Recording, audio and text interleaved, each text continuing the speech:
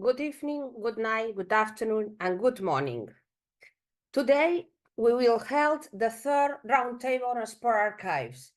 This time, it will be ICA SPO, and Image and Audiovisuals by PAAG, Photographic and Audiovisual Archives Working Group. This year is the SPO year, and we have round tables with SIO, Section on International Organization Archives, with the SUB, the section of Universities Archives, and today with the SPER group in Images and Audiovisuals.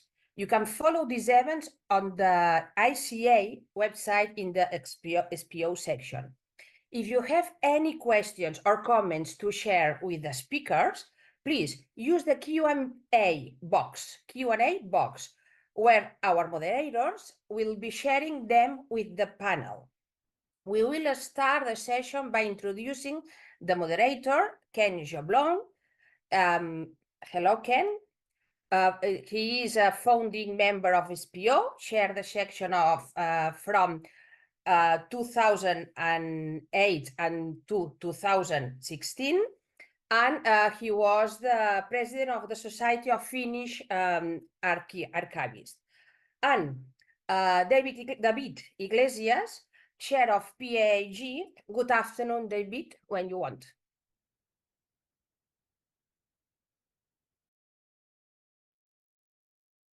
Okay, hello everybody, and thank you, Fina and Ken, for organizing this debate and for considering our expert group to participate, because I think photographic and audiovisual collections are meaningful in the heritage field, and we have a good representation of this theme of sports, and we can debate about this. So about our expert group, first of all, I'd like to say that it was created in 2010, and with the aim to attend the needs arising from the management of photographic and audiovisual archives, because there are many specific issues when managing this kind of collections. You know, you need to understand well the materials, the originals for photography, for films, what's the carrier, the understanding of morphology, needs this kind of thing that you need to know in order to preserve this material and to make them accessible for everybody.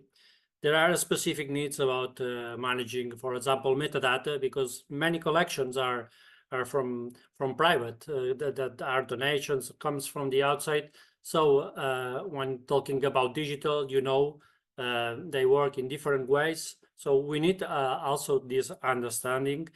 And there are specificities in dissemination, because we are living in a visual culture era, so period. So we have plenty of opportunities for dissemination, and we need to have tools to have an understanding of everything in order to be efficient on this.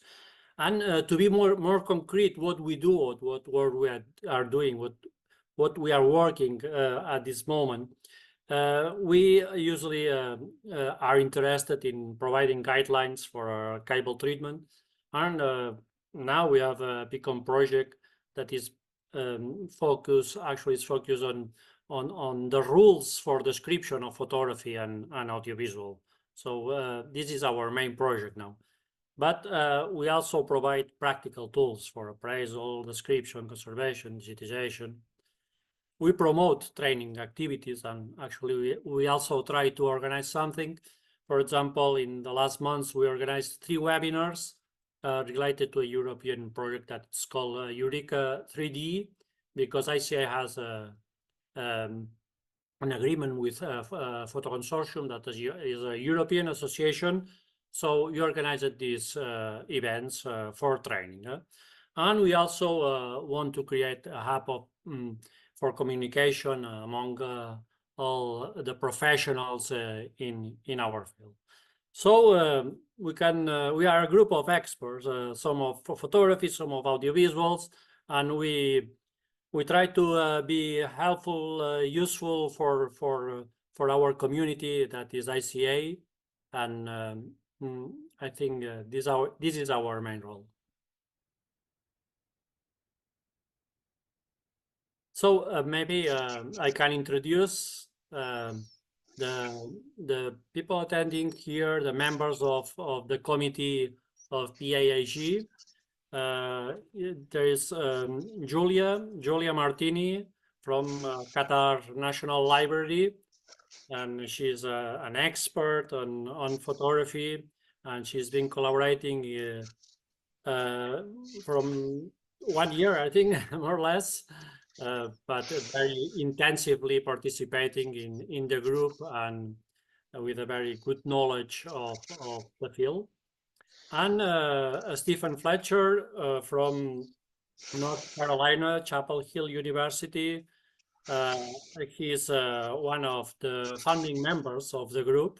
So we've been working together for many years, and he's a very expert in photography and a very expert in digital photography, as he's training in different places in the States, and he also wrote some papers about it. So yeah, and we apologize, Marcela Camargo, because we expected and we announced that she would be participating here. She's from Bogota, Colombia, but I don't know what happened. Maybe she joined us later. We'll see. Anyway, so that's all from our side, and we can start with the debate.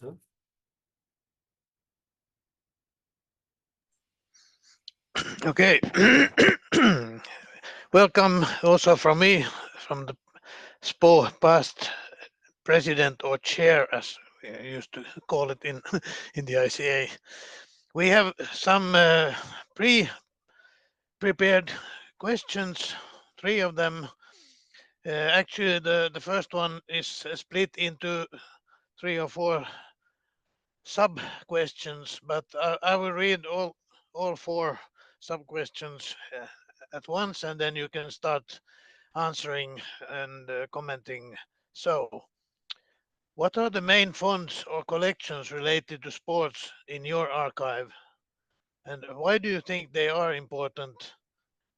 And are these images part of textual fonts, and how are they related to sport? Would you like to start, David? Yes, thank you, Ken. Yes, about our sport collections. Actually, I work in the Municipal Archive of Girona. CRDI is the Photographic and Audiovisual Archive. And we have a big photographic collection, 3 millions.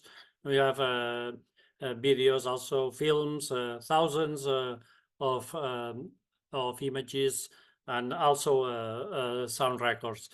And related to sports, we have a big representation. We have more than 100,000 photos, for example, and hundreds hours of films and videos. And what I think is interesting, is important, is the diversity of these fonts and collections, because there are different types. Some comes from associations, some from freelance photographers, filmmakers, photojournalists, street photographers, newspapers, etc. So that gives us a broad vision of the sports during the 20th century.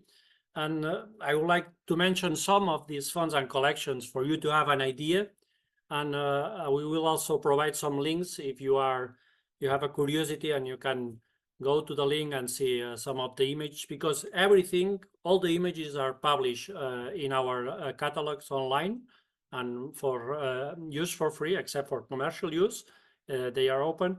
And a very important part is also published in Europeana, that is the portal of the digital heritage in Europe.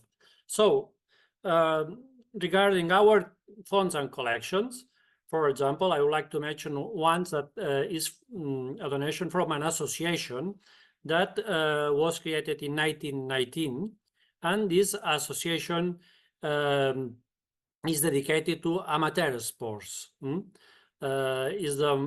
Actually is the oldest association of these characteristics in our country, in Catalonia. And they gave us this fund. And here every sport is represented, even the minoritarian sports. You can go for the general, like tennis, football, etc., but also roller hockey or rugby, that in our country is also minoritary. And every sport, most of the sport are represented here. And this is why it's important. And they are amateur practitioners. So it's good because they represent an important part of the social life in the city. Other collections, for example, one from an amateur photographer that was, he was also an amateur cyclist and hiking, ones who climbs mountains. So this collection goes with full of images of Pyrenees and practitioners of hiking there. Another collection from a freelance professional photographer who was a cyclist himself. And that's something interesting because many times it happens that also a photographer has an interest or sport practice. So, and that is represented in their images, in their collections. So in this case, this man have plenty of images of cyclists and also of football, because he also worked for newspapers. And this is very good because cyclists are very represented nowadays in Girona, because many teams from North America, from UA, for example, from United States, they are coming to Girona in order to practice the cycling. So it's good to have this historical representation of cyclists in the city and in the region. Also, we have collections about street photographers. This is very, very good, very special, because they provide the images that nobody has. Because these street photographers, they work on the street, mainly for portraits, but they actually capture any image related to a social activity, and sports is part of this. Then we have a collector, one man that made a big collection of football from the beginnings until now, and he publishes some books about this. And when he died, the collection came to the archive. And now that Girona, maybe nobody knows this. Not everybody knows this, but we are a top team in the Spanish league now. We have this collection about the football that is becoming every time more interesting, because TV are interested in making reportage about this, etc. And then we have professionals in newspapers. We have plenty of these from the 60s since nowadays, because nowadays we are the archive of the two local newspapers, and we are receiving every day the images that are produced. And a main part is about the sports. And that's all. Okay, thank you, David. We move on to the United States and David. Steven, sorry.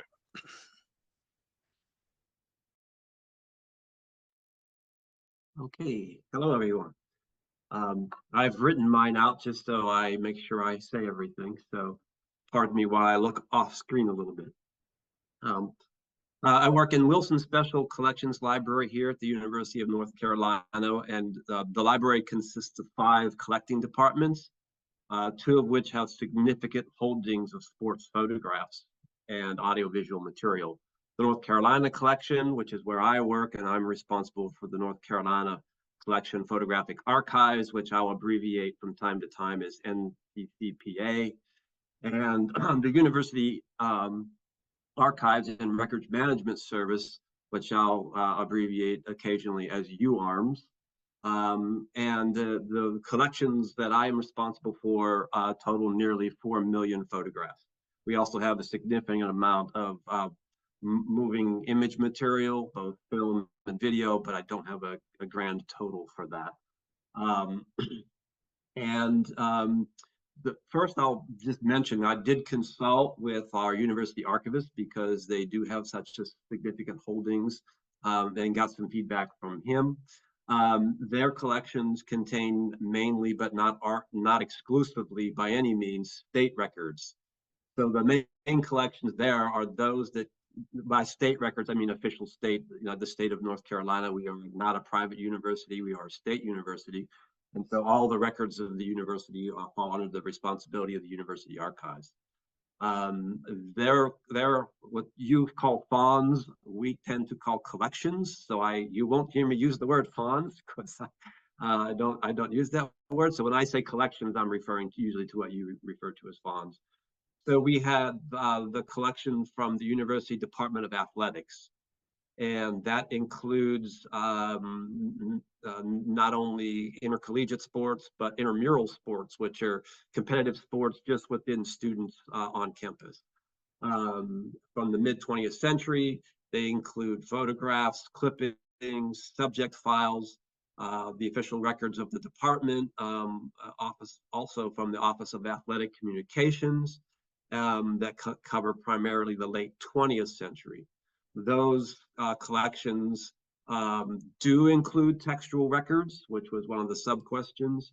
So that while there are photographic materials there and motion and I think it's mainly 16 millimeter motion picture film, there are also paper documents.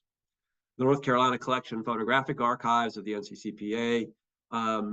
We are not an official state repository, but we collect broadly throughout the state materials representing all aspects of culture and history in the state.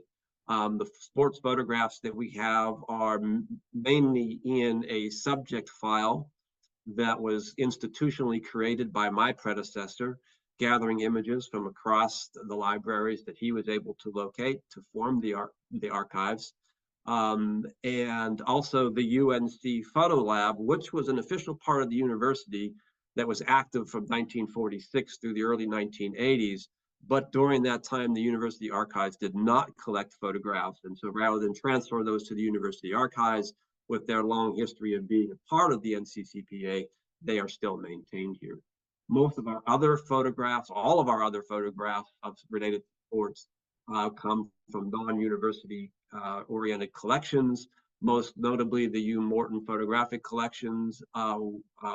He is an alumni of the university who photographed extensively throughout the state, but as an alum of the university had a fondness for UNC sports, particularly basketball.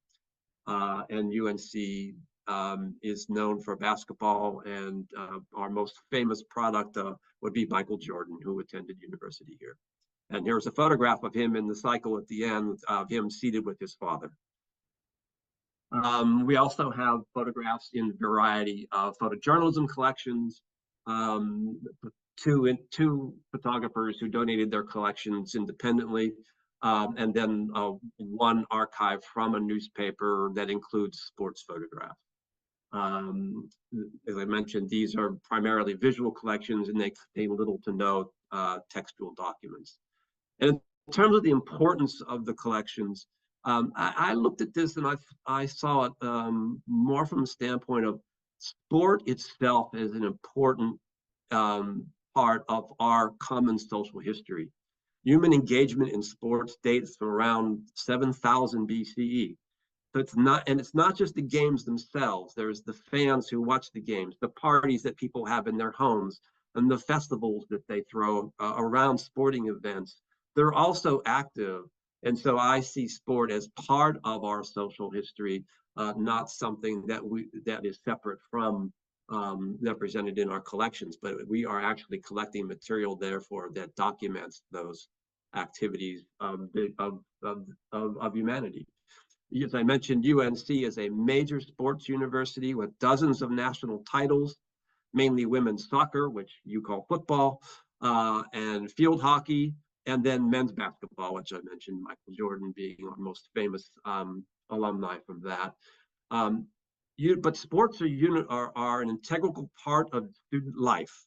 It's not just the intercollegiate sports that were, one university is playing another, but the intramural sports where students compete in games amongst themselves, recreational sports where they also play sports, but not for competition, and for their own health maintenance. For a number of years, UNC required students to pass the swimming test before they could graduate. So we have photographs that document all aspects of sports and even music too. With sporting events, we have pep bands and marching bands, and so there's a whole social engagement around the sports themselves. Okay, and then we turn to Julia Martini from Qatar National Library. You have the floor. Hey, hello. Very glad to be here and want to say hi to everyone attending this webinar today. So, as for the Qatar National Library, I work in the Qatar National Library in the Heritage Library, so where the special collections such as photographs are housed. And I will also be talking about collections, meaning also fun, like Steven mentioned before. So we have two main collections related to the history and culture of sports, and they are the one related to the history of the beautiful game, so football, in the country, in Qatar. We also have a few items actually, mainly as part of our collections that are related to the breeding of the Arabian horse, which is an important subject in this area. This collection have a few pictures related to horse races and other sports that are played on horseback, but they don't constitute actually collections. So I'm gonna talk more about the other ones. So going back to these two main collections, these were quite recent acquisitions. They were done in 2017 and 2020. And I would like to know it, and so that for you to consider that QNL has opened its door to the public in 2018. So it's quite a new institution. Both of them, they were purchased by from private local collectors as part of miscellanea collection of our archival material and also books related to Qatar. Altogether, this collection contained approximately 700 photographic vintage prints, silver prints, so our numbers are much smaller, and they have been produced between the 60s and the 70s, which were the years of economic and infrastructural boom of the country. The collection primarily focuses on Qatar's football history, and it showcases the clubs, the teams, like the military team, and the players that played an important role in the development of the sport in the country. There is the national football team and its participation in international events like the Arabian Gulf Cups and the Arabian Games. And some international figures like Pelé are also featured in the collection. There are also a few photographs that document other types of sports and athletic events like marathons, volleyball activities, and in particular sport activities performed inside schools. Almost all of them have manuscript Arabic titles, notes on the verso, dates, and these notes include the name of the players and of the people portrayed, comments on the fans and on the clubs, like when they were formed or who were like something about the match that was played. And only a few of them bear the photographic stamp of a studio of a photographer. And some of them have been cropped, so were probably part of an archive previously. The collection includes professional photographs, like the ones depicting taken during the matches and the portraits of the players, or the ones taken in the school, but the significant part are amateur photographs taken in informal context, possibly by some of the players themselves or their entourage. And some were clearly taken from albums, like personal albums, and this help us to reconstruct a little bit the provenance of the photographs who were purchased by other private collectors, as far as we know, and which in turn purchased them by the direct owners through informal auction or direct contact. And these collections, although not great in numbers, are very significant for us because they represent a rare documentation of the history of football in the country, and they are actually among the few records that are available and accessible to the general public and for researchers. And for Qatar, I think this documentation is particularly important because it could challenge a little bit the notion, the prevailing notion that the country didn't have like a substantial history in terms of sport, especially ahead of the World Cup that was held in 2022. And on the other hand, the collection is interesting because it captured the evolution of sport, but it also documents the changes in infrastructure, social dynamics, fashion, and a political relationship among other Arab nation in some years, like the 60s and the 70s, that were at the end of colonialism, and also that were the years that, fueled by the oil revenues, in those years Qatar underwent a very rapid and transformative development. And our collection, yeah, they don't have, although they lack of textual documents, we have like some in the rest of the collection, some magazines that are also dealing with sport in Qatar, and there is a large amount of information on the verso of the images, which provides valuable content and insight. Okay, thank you, Julia. So we can go on to question number 2. This also includes some sub-questions, but I will read it the whole way through. Are photographic and audiovisual collections good for engagement? And if so, why? Do you know or do you have any experience on this? Did you organize or participate in a project, activity, etc.? And we start from the same order. Or, sorry, here it was actually Julia that was the first.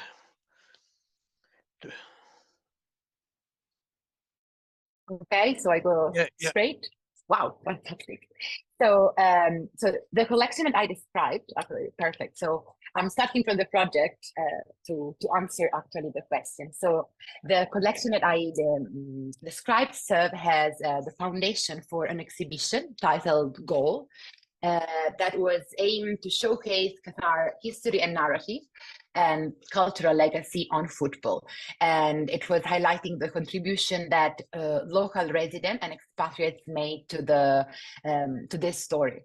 The exhibition coincided with the 22 World Cup, and it was also the occasion for starting an oral history project involving interviews with former football players that were portrayed in the photographs, and who also contributed with items from their personal collection to the exhibition. So the project was proving that photographic and audiovisual collections are excellent tools for the engagement, because the visual content, everybody will, it's quite obvious maybe, but it's inherently engaging, and it provides a direct and immediate connection with the topic, even if it's not like a topic of that somebody knows very well, like for instance me and football. And it's also, and they're also more likely to be remembered by the public. They can evoke memories and emotions at an individual and collective level. And this was vividly evident for us during the exhibition, especially when the former football players visited the space and saw their pictures of the younger self in the 70s and the 60s. It was it was an emotional moment. And in addition, the visual content is able to transcend the language barrier, so it's accessible to a wider audience, regardless of the linguistic or cultural or age background. People can interpret and appreciate visual material. And this again is particularly important for Qatar in general, because it's home to people from different nationalities and languages. And it was even more important for the exhibition we held during the World Cup, when the country hosted visitors from all over the world. And finally, photographic and audiovisual collection work great in interactive formats and can bring stories to life. So they're a good tool for storytelling. Again, in our exhibition, we utilize we have a large digital totem in our area, and we use them to showcase the interviews with the football players. So the setup was creating an immersive experience, giving somehow the feeling to be face to face with the people as they were speaking. So yeah, I hope that talking about this project, and I gave some hints about how they have been useful as visual material for engagement. Thank you, Julia. And since we don't have Marcela Camargo online, we go on to Stephen Fletcher. Marcella has appeared, so Oh, I yes. will defer to Marcella. Oh, thank you very much. I'm sorry, I had some technical issues. Good morning. I'm in Bogota, so it's early here. And my name is Marcela Camargo. I work in a university archive. Do you listen? Okay. So I work in a university archive. This is a university founded in 1753. It's one of the oldest universities in Colombia, and we have a manuscript collection in our archive, a photograph archive, and also the ancient library is here. It's actually around me. So I wanted to talk about some of the few pieces that we have in our collection that are about sports. In our university archive, we don't preserve as much material about sports, but we have some pieces that show us about physical education, about the techniques that were used to educate kids 2 centuries ago or 100 years ago. So they are very interesting as historical documents to talk about the use of physical education in the education of these kids. Also, the use of physical education in the formation of better citizens in our country. That was the narrative that was used 100 years ago to educate our bodies, to educate the human body to become a better citizen. So I don't know if we can show those pictures right now. Oh, okay, thank you. So I will just leave it like that, and later I will talk about the pictures. But yes, I only wanted to say this is a university archive, that our pictures about sports are not a lot, only a few pieces, but I think that are very important to talk about physical education in Latin America and in Colombia. Thank you. Okay, thank you, Marcela. And then we go on to Stephen. Okay, so in my answer to my first question, I specifically mentioned the Hugh Morton collection, not only because it has a wealth of sports photographs in it, but because back in November of 2007, we created what we called a processing blog, which we titled A View to You, not Y-O-U, but you as his first name, H-U-G-H. So it was called A View to You. And we did that because the collection was extremely popular. Well, we knew the collection would be extremely popular once people learned it was come here, but it was highly unorganized, and we needed 3 years just to get the collection organized. A lot of the material was unidentified, and we used the processing blog as a means to let people know why it was going to take so long to have access to the collections, and to help the public understand what's involved in processing a photographic collection, but also to engage with the readership in a number of ways. Many of the photographs that came in the collection were unidentified. They were just stacks and stacks of negatives with no envelopes, nothing about them. We had to sort through things. And so what we would do is we would create these blog posts where we would scan the negatives and put the images online and ask people to help us identify them.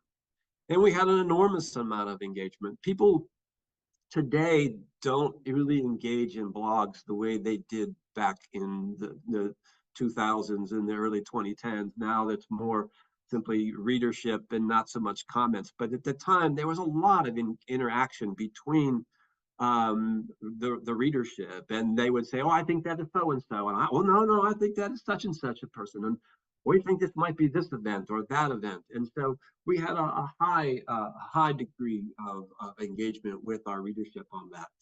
A couple of the most popular engagement image was something I really threw together at the last minute. The university's basketball team was playing Duke University's basketball team, which that university is only 8 miles away from here. And there is a massive rivalry between the two schools going back decades. And so I went into the collection, quickly grabbed a slide that was unidentified, scanned it and put it up online and said, "We don't know what this is." And so many people contributed comments and engaged in just that real quick blog post. And it had a long life. We still have an entry that was wrote many years ago on hang gliding in Hawaii. And all the people who have hang glided in Hawaii, in that particular part of Hawaii over the years, have eventually found that blog post. And they have maintained a conversation among themselves just, how is so-and-so doing? And I remember when we would do this technique, and they would just recount their memories of hang gliding in Hawaii based on this one post. And so I think that photographs just naturally lend themselves to discussion and engagement, and particularly with sports, because so many people love sports and are engaged in sports, that they are no different than any other kind of photograph. I mentioned I contacted the university archivist, and they've had a number of experiences where former athletes have come back and to the university for reunions or other events, and they have found photographs of themselves, or family members have found photographs of themselves. And it's been a popular way of engaging with non-athletes as well. We use images in social media to make them aware of the collections that we have. The university has a very large alumni base, and that alumni base is very engaged with the university in so many different ways, and sports is one of those. And what we would do, I did this practically every year I've been here for like 21 years now, where I would create a slideshow for the reunion, the alumni weekend right before graduation. They honor the classes of 50 years ago, 25 years ago, 10 years ago, 5 years ago. And I would go in and create a slideshow that would run on continuous loop using PowerPoint. And then our Southern Folklife collection, which has a lot of music, would put together a series of songs from that year. And we would just have the soundtrack running while the slides were going through, and people could wander in and out, and you could say, "Hey, that was so-and-so," or "That's me," or "I remember this." And so we used within those slideshows, a number of them had to do with sports, both intercollegiate, but also intramurals and such. And so those are the examples that I wanted to share in terms of ways you can use photographs to engage with your readership or your users. Okay, thank you, Stephen. And next, David, I stress that please keep it short. Yes, I keep it very, very short.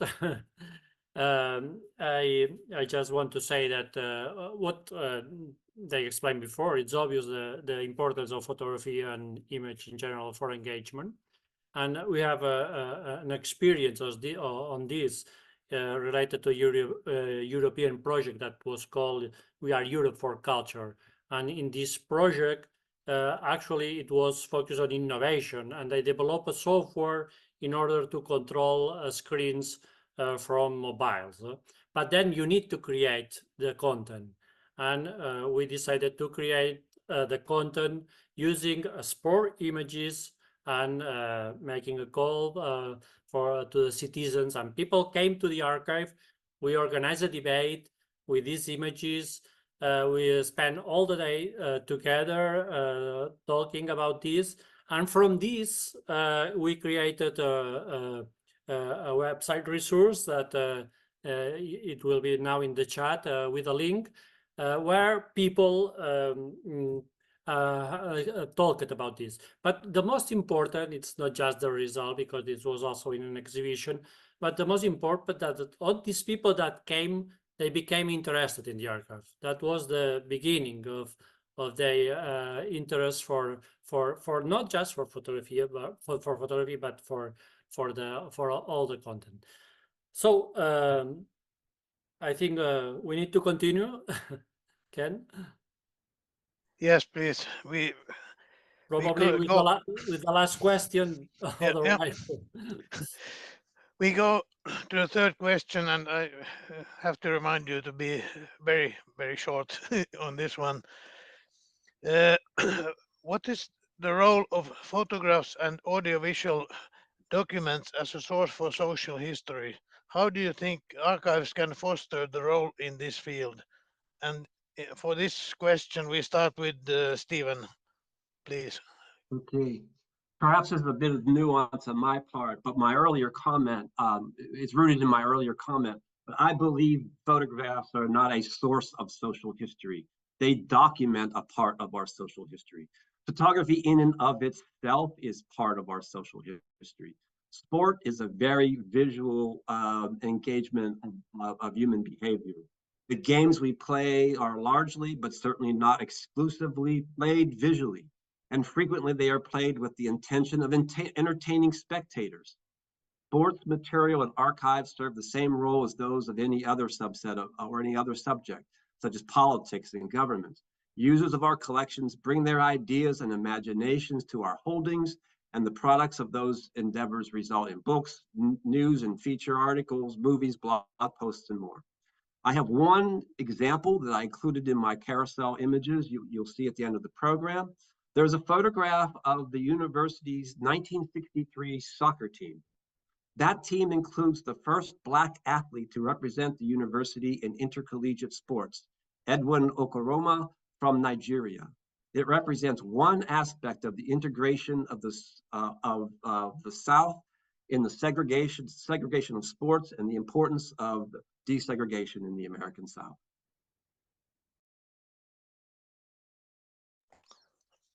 Okay, thank you, Stephen. And then we go to Marcela, please. Thank you.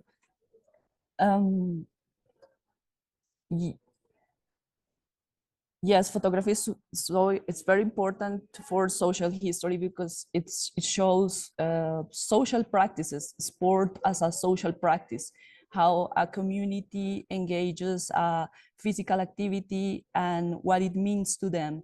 We can see that in pictures. So I think photography is very important to study social history because sport is a part of the practices, the social practices in every society. So we can see how people engage new ideas about their bodies, about what is healthy, the idea of health in every society and in every time. So I think it's very important. Also the knowledge about about the sport techniques and in a different era. So yes, sports and photography are, I think they are very related because as Steven said, sport is also a performative thing. No? People are watching sports and people are engaging sports, practicing and watching, and images are very important to connect those practices to perform and also to see. So because we consume images in different eras, and pictures are always going to be important to see how every society practices and also watches and understands sports. Thank you. Thank you. And then finally we have David. Yes, Ken, if I may, probably it's better to go directly to the question from the audience. Otherwise, we don't have time to answer. Do you agree?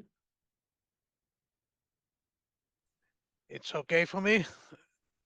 If you want to skip the anecdotes session. If we have time after Yeah. the questions, we can go Yeah, to it. we can go and pick up some questions, and maybe it's enough if one of you, or maybe two, but very shortly, answers. First question is, may I ask you about what is your country's practice on rewarding individuals or organizations that contributing to their collection to your country's archives? What is the criterion and things like that? Does any one of you have any special practices on rewarding contributions to collections? Well, in our case, there is no rewarding, but there is a recognition. The name of this family, of these companies, etc., are there, and they are part of the heritage, and we sometimes organize an event like a meeting with all donators, etc. Yeah, but I wouldn't say there is a specific rewarding. It's the pleasure to collaborate with the national and local heritage, and it's mainly an action of generosity from there. Yeah. Anyone else who wants to give a quick answer to this one? Sometimes we purchase a collection as opposed to take a donation, but that's somewhat rare.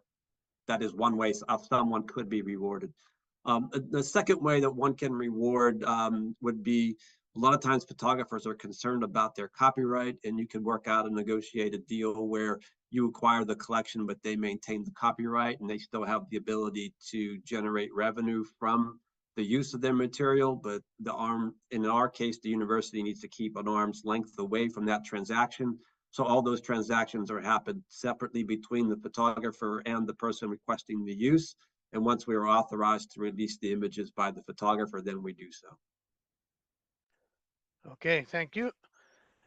Just Maybe super quick thing is, like, sometimes, I don't know, for the other speaker as well, institutions and families are also just happy to have their collection assessed from conservation wise, and to have a digital copy, so they don't have the burden to maintain the collection, but they still have like something they can use. Do you wish Marcela to comment very briefly? Oh, No. I can say for Finland. Oh, okay.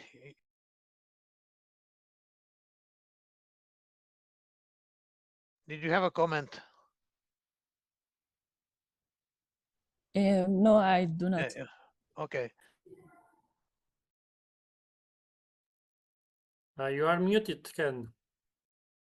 Yes, for Finland's part, I could comment. It's more like you said, David, that it's not rewarding actually, but you can acknowledge important contributions to collections, but very seldom archival collections are purchased or paid for. It's usually a donation.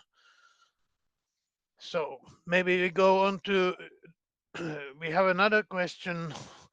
Do we have a standard for the management of photographic archives? Who wants to, feel free to Well, answer this very quick. I can start saying that in PAAG we publish a guide, because we publish short guides from related to different themes, and one is focused on management of photographic archives. So and there is the bibliography. For example, the Society of American Archivists. They have a manual that is really good and very complete, and we also provide tools for management in PAAG. We have a resource that it's called Survival Kit. So if you go there, you will find some stuff that can be useful for managing. Okay, thank you. Then we had a couple of questions from the audience that were directed to a specific member of the panel. One was for question for Julia from Talib Ahmad, who is working for the Qatar Airways. How important is it for Qatar National Library to collaborate with corporate entities such as Qatar Airways in documenting and preserving sports sponsorships? It definitely is. We're looking to establishing partnership with the corporate companies, because like they hold inside the archive a lot of interesting information, and we have like a team dedicated to the national collection. Just reach out to us, and for sure is something we would be interested in looking into it.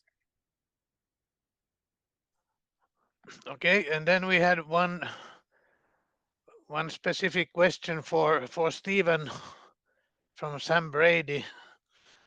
Are there good alternatives to blogs for identifying photos nowadays? I work with sport-specific collections, and we have so many photos where we can't identify anyone. We have hosted a few photo identifying events, but we can only get so many physical photos out of the collection. I saw that question. I've been thinking about it, and I can't think of anything off the top of my head. Instagram, I'm not a user of Instagram, but Instagram comes to mind as one possibility. But I would I would not rule out a blog. I would just say that people tend to approach blogs differently now than they did 15 years or so ago. But if you can build a small community of folks to contribute and help spread the word, you might be able to garner up enough interest to help you meet your needs. But it would be an interesting experiment. We have, since the pandemic, we had to close the library. We had no access to the collection, and so our blog kind of has died. I might rekindle it again, and but rather than try to create something new, I would still go back to the blog and pick up where we left off.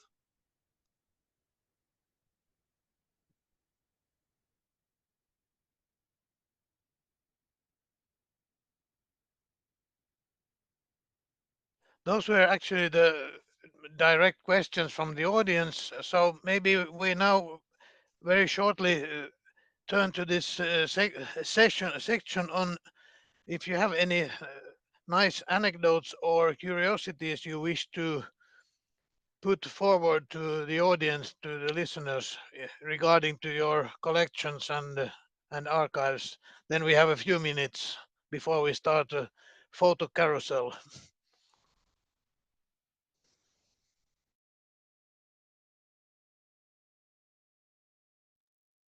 If nobody, I start.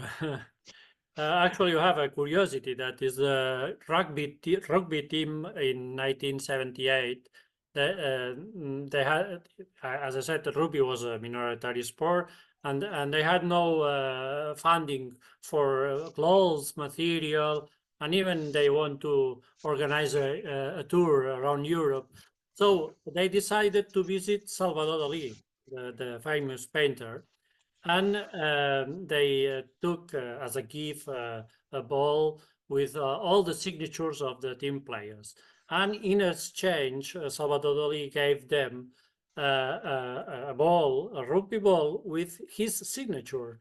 And these people, they went to the Adidas place, and they negotiated to sell the ball with the signature of Dali in exchange of clothes, supporting materials, and some funding for the tour. And well, that's something that worked very well. And so as it worked so well, they repeated in 2 years, 2 years later, with a very famous musician that is Xavier Cugat. Okay, I have any one other? I can do quickly. One of the things that we've used the collection for is several years ago, a professor had a course that she taught called Sports and Law. And part of that was bringing the class over, and I would show them some examples from the collections. One of the collections I pulled out was a university American football team from the 1890s, team photograph, because on the back had all their names and what positions they played and how much they weighed. And one of the offensive linemen, the heaviest person on the team, weighed 185 pounds. And today, you'd need to be close to 300 pounds.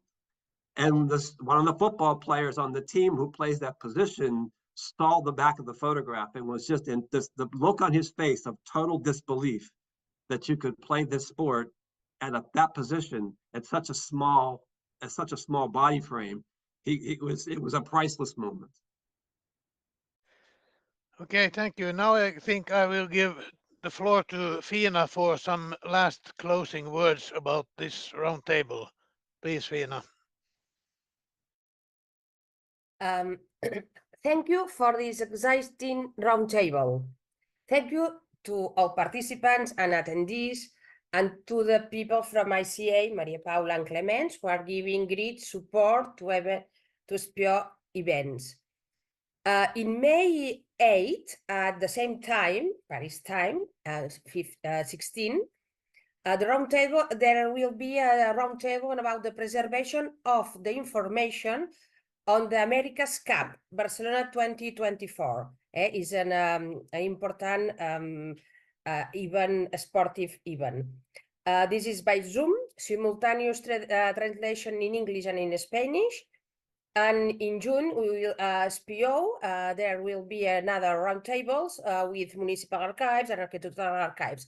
You will see all of these in the ICA website. You don't miss any of the roundtables. All of them are very interesting and give us a lot of information we don't know. Thank you, and see you on 8 May.